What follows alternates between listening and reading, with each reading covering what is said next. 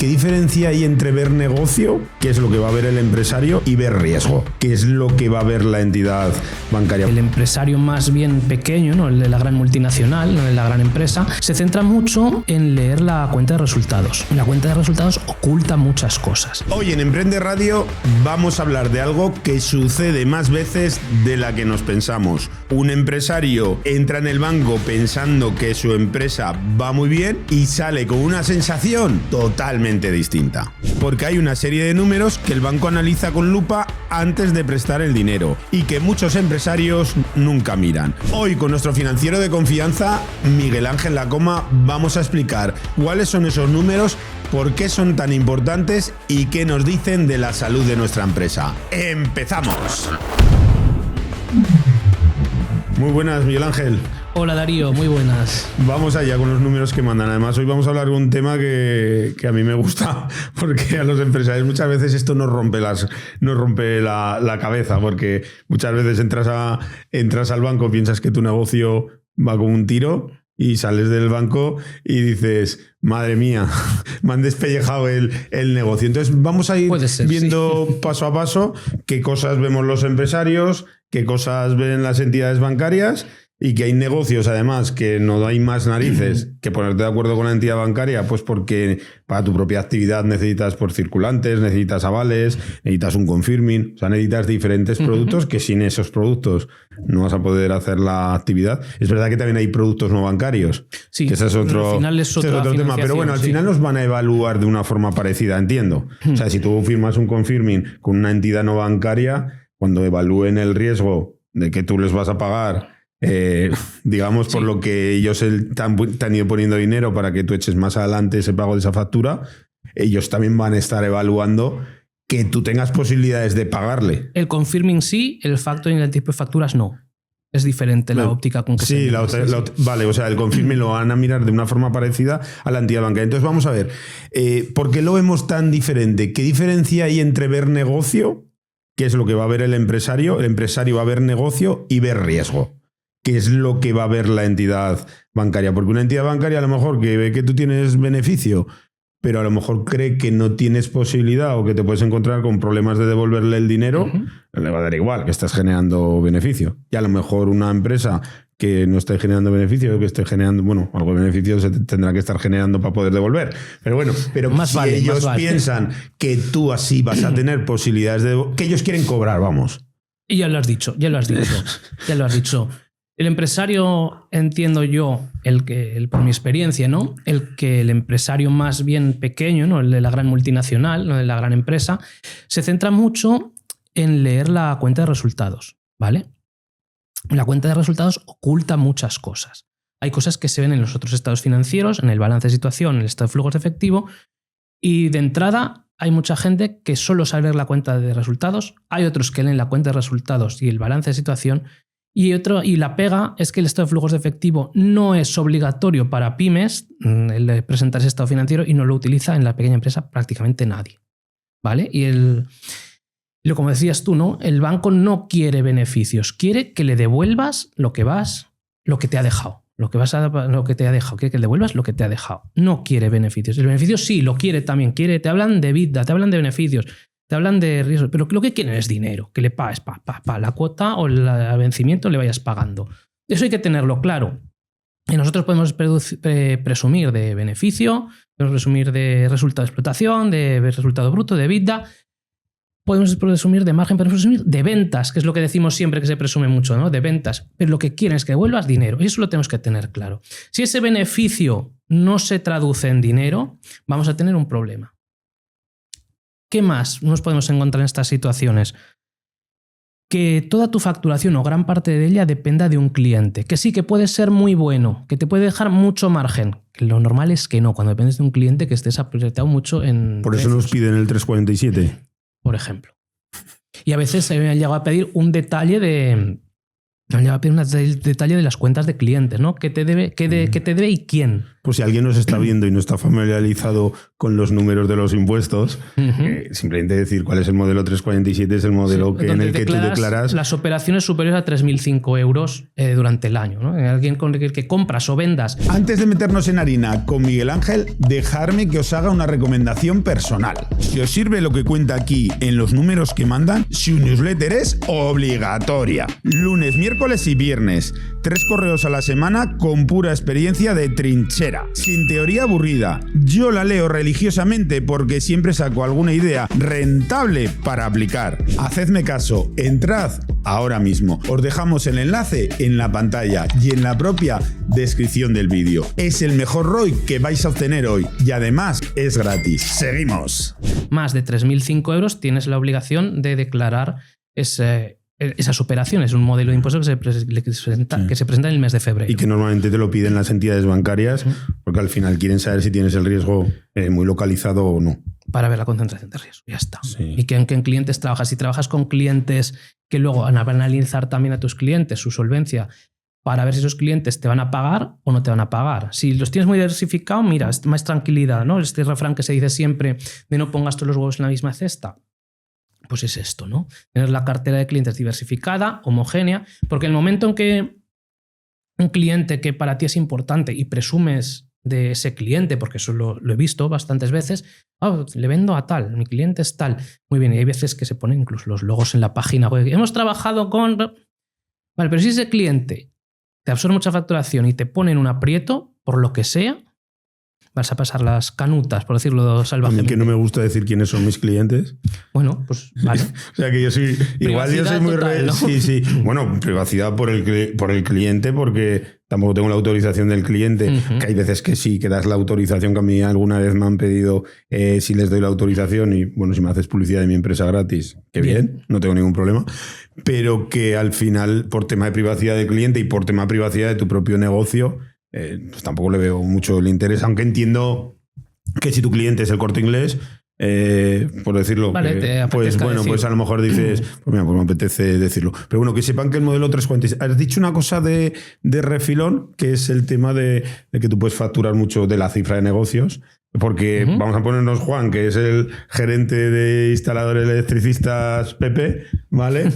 Aunque él se llame Juan, pero su hermano se llamará Pepe o su padre, ¿no?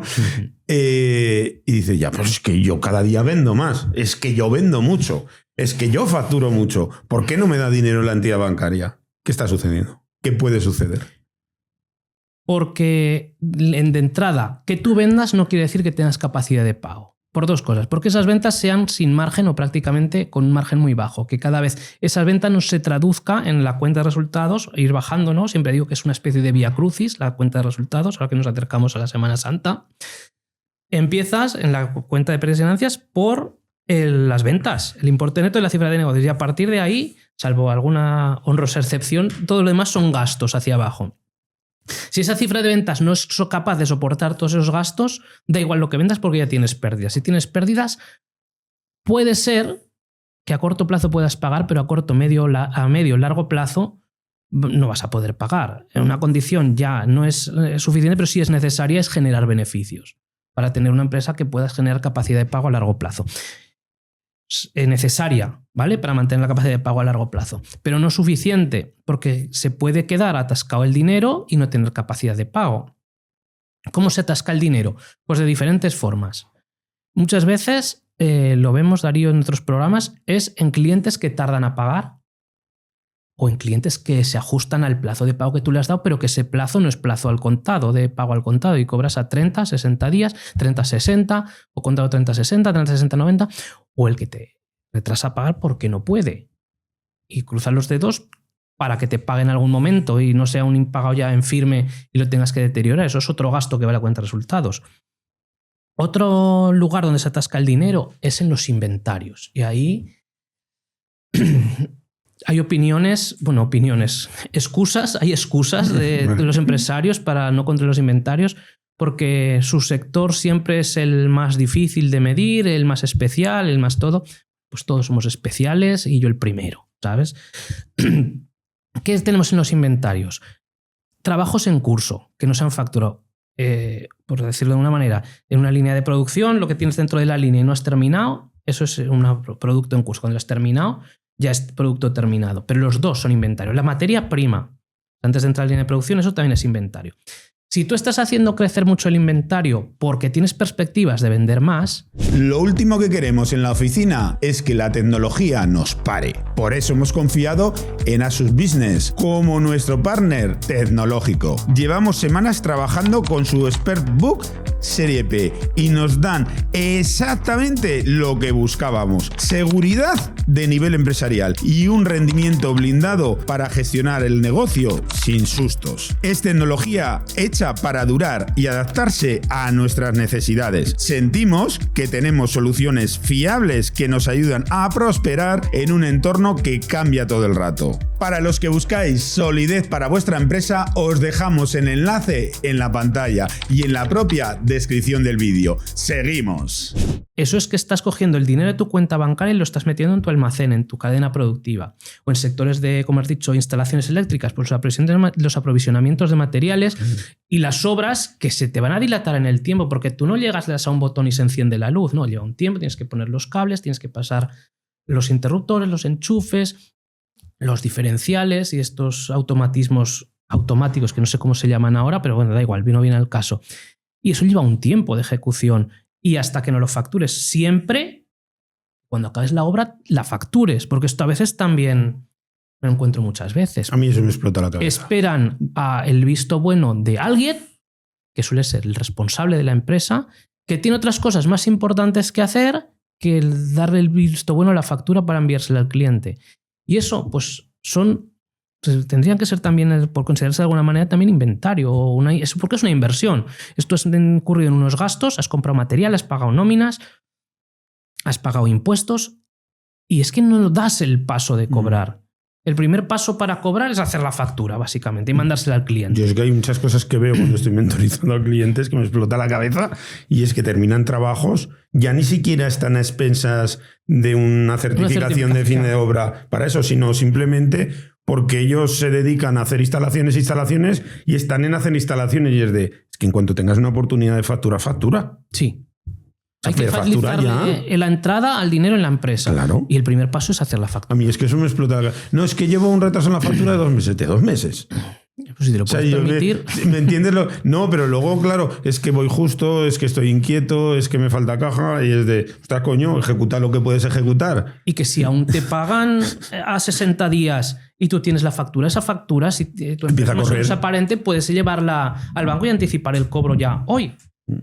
Bueno, y que empieza a correr el reloj. Empieza a correr el reloj, sí. Ya o sea, si tú tienes un pago de 60 días y tardas 30 días a hacer la factura, cuando ya la podías haber hecho hace 30 días, es un pago a 90. Sí, 30 más 60, 90. Una inversión de 90 días. Sí. Exactamente. Entonces eso a mí es algo que me explota la cabeza porque en mis empresas no se puede concebir que se pueda facturar y que no se esté facturando, porque yo prefiero tener el dinero en mi entidad bancaria que lo tenga el cliente. Porque es tuyo. Porque ya realiza el trabajo, ¿vale? Y se está, lógicamente, cumpliendo los acuerdos comerciales que hayas tenido. Sí, pero sí. bueno, Además, pero en ese caso puede ser que tú estés facturando mucho y puede ser que se te estén ralentizando los cobros por las propias condiciones que tú pongas encima de la mesa o por tus propias acciones. Que muchas veces no nos damos cuenta que hay una parte de la empresa que no solo es hacer, sino que es también administrativamente ejecutar las facturas de los trabajos que has hecho. Entonces ahí es donde a lo mejor lo tenemos un poco tensionado y el banco no lo ve tan bien. Hay que trabajar en ese sentido porque luego, como te decía, siempre tenemos excusas los empresarios para valorar los inventarios. Los inventarios no se reflejan en el balance, luego que aparece en la cuenta de pérdidas y ganancias cuando vas al banco y llevas una con pérdidas, esto no puede ser, no te voy a renovar, ¿qué ha pasado? Y es simplemente o que no has facturado o que lo que no has facturado debería serlo reconocido como una obra en curso, un producto terminado pendiente de vender. O existencias pendientes de facturar. O venta no facturada también. Sí, existencia es un inventario. Bueno, pendientes de factura y negocios, que tú si tienes existencias, tienes garantías de cobro. Por ejemplo, en la comercialización de electricidad, tú estás comprando energía, pero todavía puedes no haberla facturado, pero es que esa energía ya la has suministrado. No es que tú no la tienes en el almacén, se la has suministrado ya al cliente. Sí, y en ese momento el plan contable nos dice que ya podemos... En el momento en que pones a disposición y transfieres todos los riesgos de la mercancía al cliente, ya se puede reconocer el ingreso. ¿vale? El ingreso se reconoce básicamente siempre en la práctica cuando se realiza la factura. Pero hay ocasiones que se puede reconocer el ingreso si has puesto la mercancía a disposición del cliente, le has transmitido todos los riesgos al cliente, aunque no hayas facturado, contablemente lo puedes reconocer como un ingreso. Existencias, ¿no? No, como venta, Como ¿vale? Venta ya. pendiente de facturar. Variación de existencia es otra forma. Sí. Pero si lo has transmitido al cliente ya, la mercancía, por ejemplo, Dari, estos 2 bolis, yo te los vendo, te los doy a ti, pero no te echo factura. Pero tú eres el responsable de esos bonos. Eso se puede reconocer ya como venta, como cifra de negocio. Si tú la has suministrado, pero todavía no la has Sí, facturado. pues si fuera existencia, si yo lo tuviera en mi poder todavía, ¿vale? Eso se podría ya facturar como venta, pendiente de emitir la factura.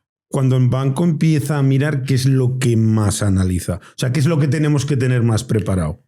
¿Qué es lo que cuando vamos al banco? Porque muchas veces esto sucede, que van al banco los empresarios, no lo llevan preparado, no tienen un gran conocimiento de su balance o de su actividad en plan contable, que es diferente a la actividad que ellos llevan en la cabeza. ¿Qué es lo que deben llevar preparado? ¿Qué es lo que más va a analizar el banco? ¿Cómo se lo vas a devolver? Ya está, es que es de cajón. Ellos te dejan un dinero y quieren que se lo devuelvas, punto. Que te hablarán, sí, ratios de 1,3 veces el EBITDA, vale, sí, pero ¿cómo vas a devolvérmelo? Es que explicárselo claramente cómo lo vas a devolver, qué vas a hacer para generar ese dinero y qué vas a hacer para que no se quede atascado y pueda fluir hacia el banco otra vez.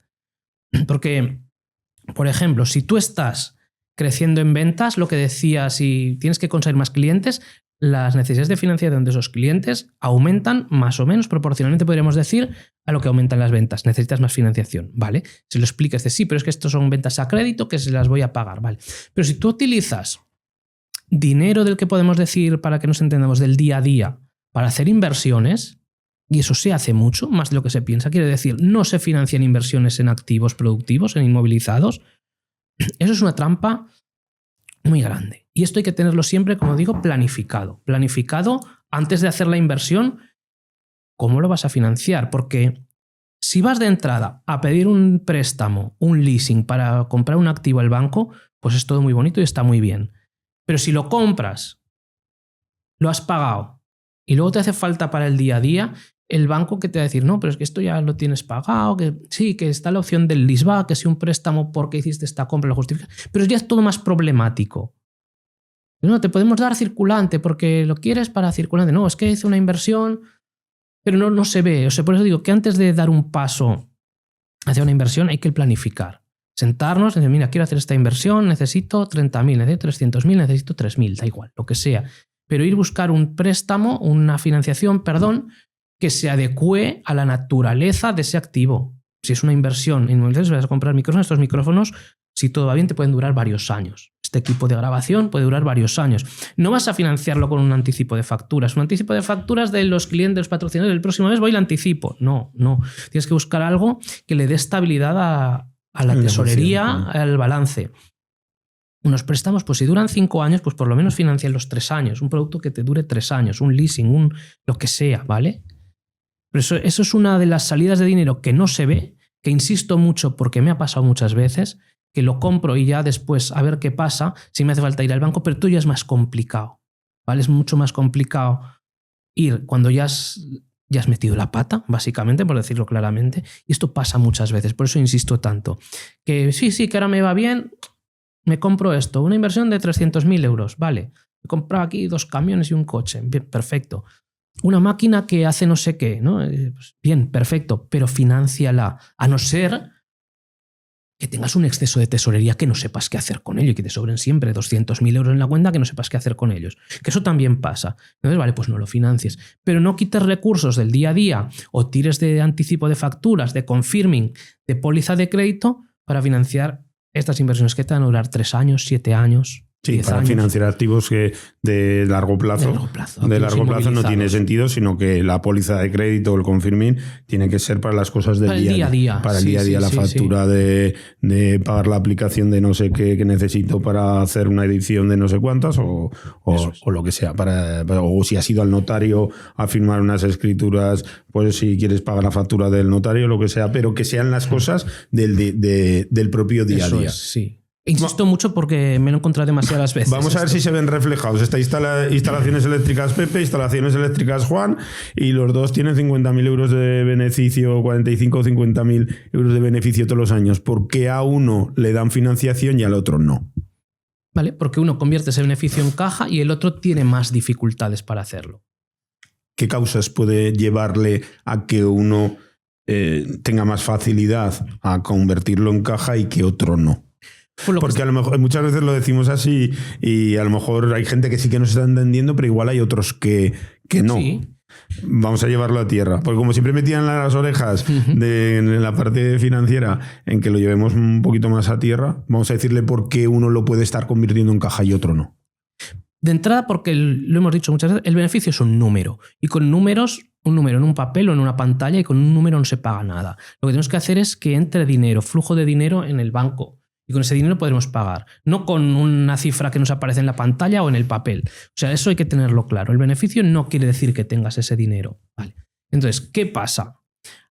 Pues lo que hemos dicho otras veces es que hay pagos que no son gastos. Hay cobros que no son ingresos. Y al revés, hay ingresos que no son cobros y hay gastos que no son pagos. Creo que lo he dicho bien.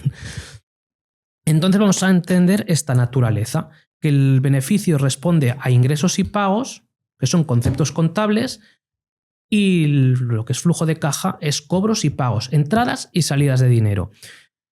Lo que tenemos que hacer es que los cobros sean superiores a los pagos y demostrarlo.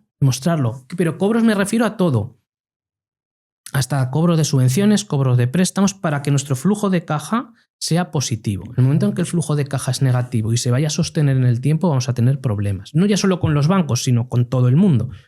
El banco lo que quiere es que haya flujo de caja positivo, por lo menos de las operaciones comerciales. Quiero decir, el flujo libre puede ser negativo, el flujo resultante final, porque has estado haciendo inversiones y y no las has financiado, ¿vale? O porque simplemente estés devolviendo deuda, ¿vale? Puede ser que por devolver deuda, pues como tienes que devolver 400.000 al año y tu beneficio son 200.000, pero has tenido que ser una salida extra de dinero de 400.000. Pues el flujo de caja al final puede ser negativo. Claro. Y no pasa nada. Siempre que el flujo de caja de operaciones, que esto se ve muy claramente, siempre lo digo, en el estado de flujo de efectivo, que no lo utiliza nadie y que recomiendo que se utilice. Porque dice, sí, el EBITDA es una aproximación. Vale, bien, pues yo para qué la aproximación si en un estado financiero tengo el valor real y concreto. Es una batalla que tengo ya, no sé si perdida o qué. Pero bueno, entonces, que el flujo de caja de las operaciones, que es un estado financiero, el de estado de flujos de efectivo, se vea ahí y que sea positivo y suficiente para acometer las inversiones que tengamos que queramos hacer, para devolver la deuda.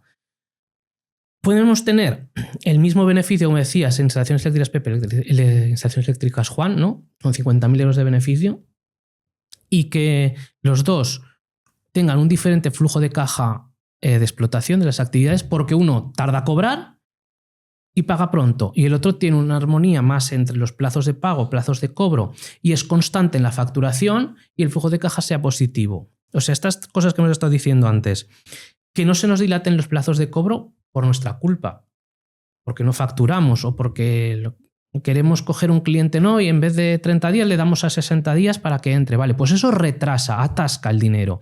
El dinero lo que tiene que hacer es fluir.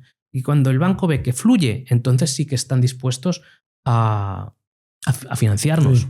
Que si ellos ven que fluye el dinero, ven que vas a tener capacidad de pago, si ven que tienes dificultad para que el dinero te esté fluyendo en la empresa, pues ellos van a pensar que vas a tener más dificultad en el pago de las cuotas del préstamo o de poder atender la póliza de crédito cuando vaya a finalizar o poder pagar el confirming de las facturas que hayas ido aplazando o lo que sea, lo que nos venga a la cabeza. Y un síntoma que a priori no nos le damos nunca importancia es que nuestras cuentas de clientes crezcan. Que crezcan nuestras cuentas de clientes más rápido que las ventas quiere decir que estamos alargando el plazo medio de pago, y eso puede tener consecuencias, que simplemente damos plazos más largos de pago o que hay clientes que no nos están pagando. Y eso, tener clientes que no te van a pagar, eso al financiador le puede asustar mucho. Sí, porque al final porque estás gastando en beneficio, pero el cliente no te ha pagado y te estás dando beneficio por esa venta que no has cobrado y es probable que no la cobres.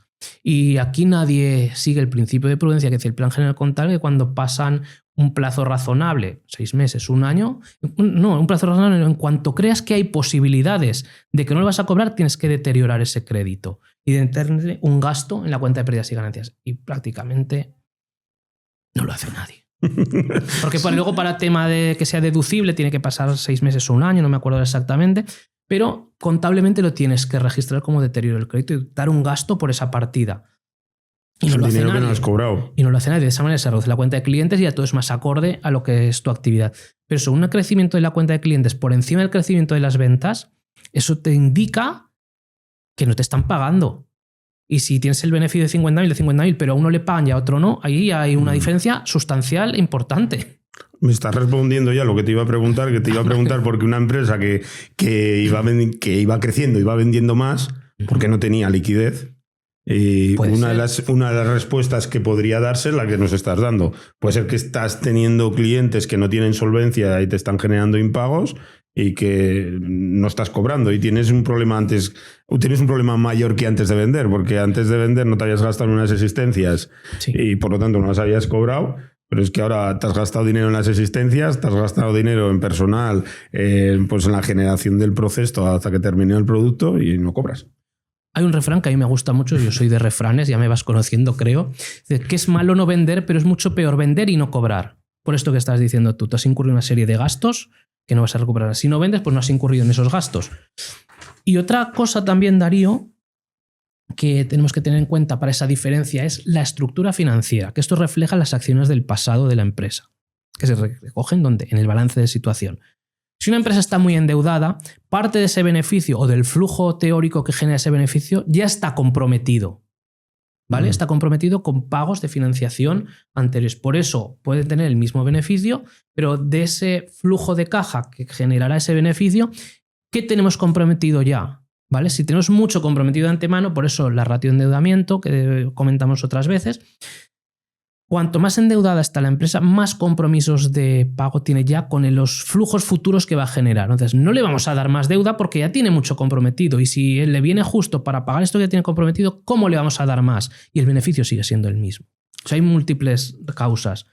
Vamos a pensar en una empresa que ni tiene un financiero interno, ni tiene un financiero externo como Miguel Ángel Lacoma, que tiene un administrativo o una gestoría que le está ayudando que le está haciendo los papeles. Antes de ir al banco, ¿qué 3 números debería mirar con su administrativo o con su gestoría para saber cómo está la salud de la empresa? O sea, ¿qué 2 o 3 parámetros se tiene que fijar? Porque entendamos que es un empresario que ni entiende de balances, ni entiende de PIGs, que esto es la mayor, o sea, lo que será la mayor parte de las veces, sobre todo en las pymes, que el empresario sabe de pasar cable, sabe de arreglar el desagüe, sabe de montarte un mueble, pero no sabe de balances, pero no sabe de PIGs. Y entonces el que va a necesitar financiación o simplemente quiere saber cómo está la salud de su empresa y dice, ostras, ¿qué 3 números tengo que mirar con mi gestoría o qué 3 números tengo que mirar con mi administrativa o con mi administrativo para saber cómo está la salud de mi empresa? Vale, pues yo no la salud, sino enfocado en eso. Bueno, yo ahora que eso meto cuña, les vendría muy bien a este tipo de empresarios apuntarse a mi mentoría, que voy a lanzar una edición en mayo, ya he acabado la primera. Luego lo hablamos, pero les vendría muy bien. Pero 3 cosas. Primero, tener claro cuánto tienen que devolver de préstamos el próximo año, ¿vale? Ese número lo tienen que saber. Con intereses, sin intereses, de las 2 formas, pero sobre todo sin intereses. Es la cifra de capital. Las amortizaciones. Las amortizaciones, la parte de capital, porque esa es la que no se ve en la cuenta de resultados, ¿vale? Los intereses sí se ven como gasto en la cuenta de resultados, pero esto no. Entonces, primero tener claro lo que tienes que devolver. Y dices, vamos a ver, así grosso modo, vamos a ver la cuenta de resultados que acabamos de cerrar el año, bueno, beneficio de 40.000. ¿Tengo deterioros de créditos? No tengo deterioros de créditos. Casi nunca nadie suele hacer deterioros.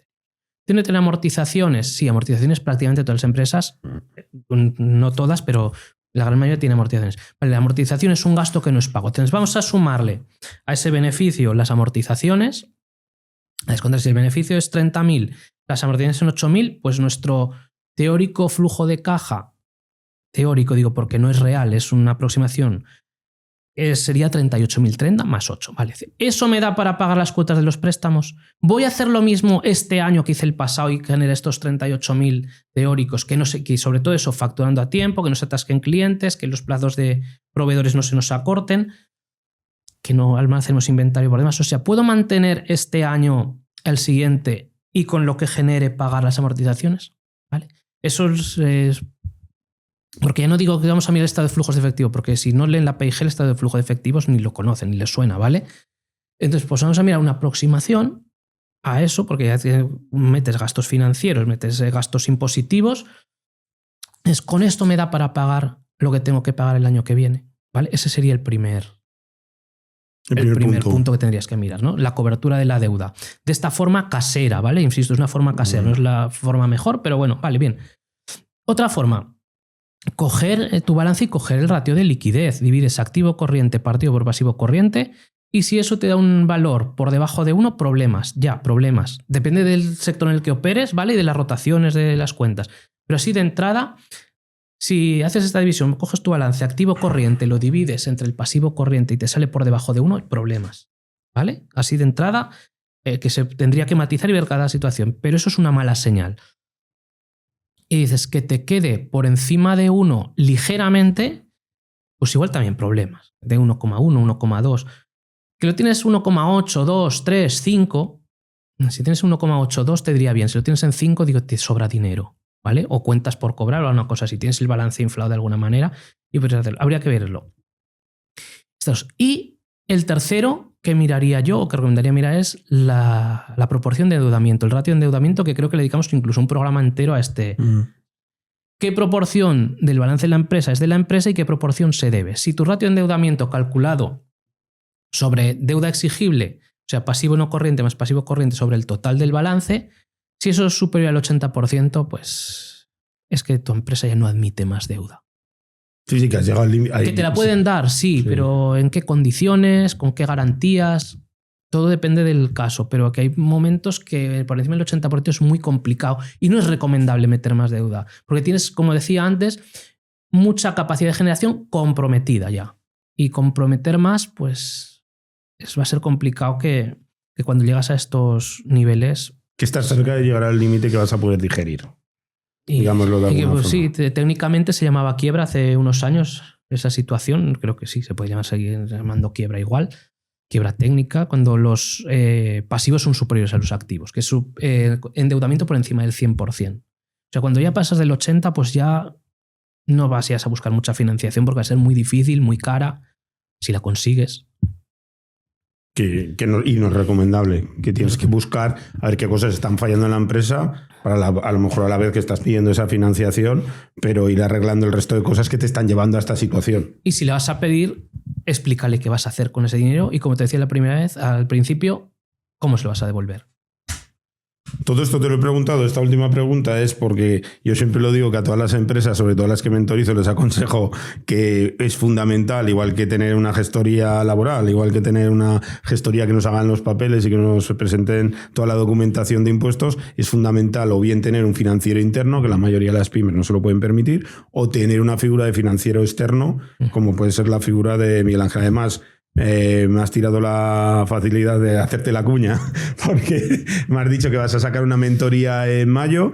Aprovecho para decirle a los que nos ven asiduamente que estén atentos porque iremos dando datos de pues, cuándo sale esa mentoría, dónde se pueden apuntar, algún enlace o la forma en la que o a través de las redes sociales en la que van a poder apuntarse a esas mentorías y esas formaciones, porque también es una forma de empezar muchas veces. Sí, muchas veces la forma de empezar es tener una formación, uno darse cuenta de que hay cosas que no se están haciendo bien y a lo mejor teniendo ya el contacto contigo, a lo mejor te preguntan y se dan cuenta que el coste de que tú les prestes el servicio es más, no barato en sí en coste, sino barato en lo que tú les vas a generar de tranquilidad y de anticiparse a los problemas que tengan en la empresa.